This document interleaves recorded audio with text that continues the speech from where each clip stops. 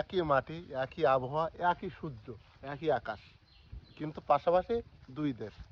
এই যে নদীটা সোনাই নদী, এই সোনাই নদী কিন্তু দুই দেশকে আলাদা করে দিয়েছে।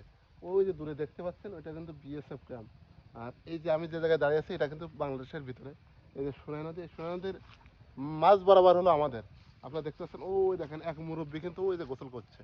ওই যে দেখেন, আমরা দেখানোর চেষ্টা করি, ওই যে দেখেন এক মুরব্বী কিন্তু ওখানে গোসল করছে। এটা হলো আমাদের বাংলাদেশের মানুষ। আর এপাশে দেখায় এখানে একটা লোক কাজ করছিল, সেটা হলো ইন্ডিয়ান মানুষ। ওই যে দেখা যাচ্ছে দেখেন, ইন্ডিয়ান মানুষ। সব কিছু ঠিক আছে, একটা আকাশ, একই আবহাওয়া, একই সূর্য, কিন্তু পাশাপাশি দুই দেশ। এই যে দেখতে পাচ্ছেন, আসলে এটা হলো প্রকৃতির একটা লীলা খেলা।